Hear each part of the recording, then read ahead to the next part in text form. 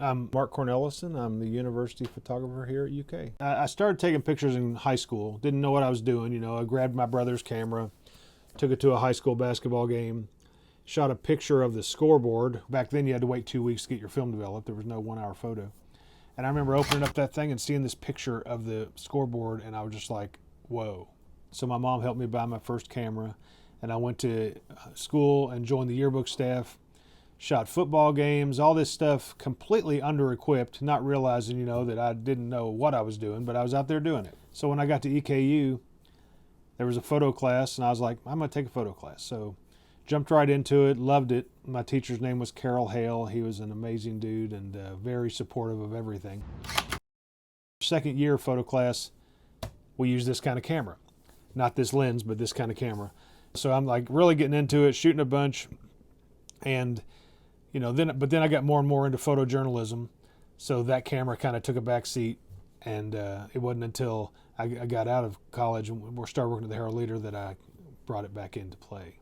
It was like every time I would think of something new, the camera would come back out. I'm very influenced by a photographer named Dave Burnett, who is a big-time photographer in Washington, D.C., runs an agency called Contact Press Images.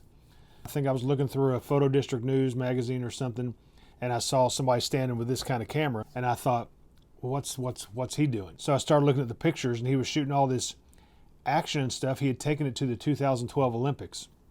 And my first thought was, how on earth, you know, because these don't zoom, there's no autofocus, you know, everything's all manual.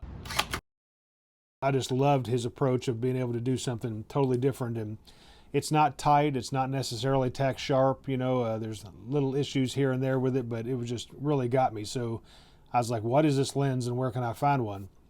And so I started looking on eBay, realized there's kind of a little cult following for them, and they actually call this setup now the Burnett combo because it's so totally influenced by Dave Burnett.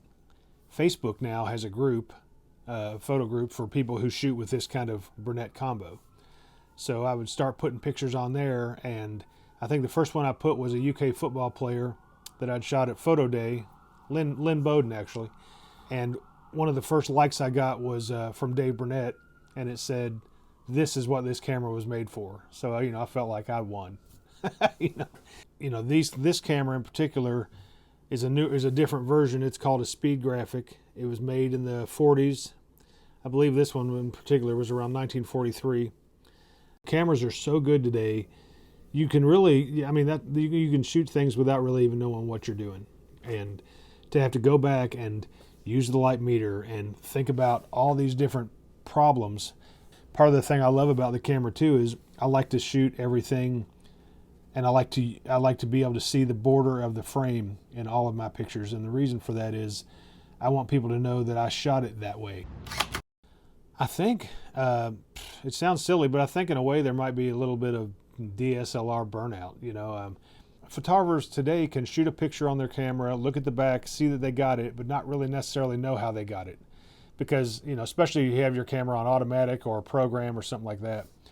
And I don't know, I always just took pride in knowing manual, you know, doing it all and knowing. I mean, we would go through, think about this, we'd go through ball games, shoots with big wigs, you know, whatever, and you'd shoot 36 pictures on a roll of film and have no idea if you really got it, you know, because there's no screen to look at. You wouldn't know until you went and developed that film, and, you know, then pulling that film out and seeing that first exposure that you know you nailed it, and you're like, you know, sigh of relief. And I loved that kind of rush too, you know, of getting that, and that's what I love doing these for. The first time I did one of these and I developed it and then scanned it over there, and when I opened it up, my first reaction was kind of like backing up. I was like, what is this? And it was just basically reintroduction to film grain, and I got to where the grain looked like paint to me. You know, I felt like I was some kind of painter, and here was this detail that wasn't there before, and it wasn't tack sharp, and it was sharp, but not, you know, not like digital. Digital now can be like you're looking in a mirror. You know, you can count the pores on somebody's face, and so while I loved that too, I liked being able to back up and see the imperfections. I tell people a lot of times that it makes me feel like a photographer again.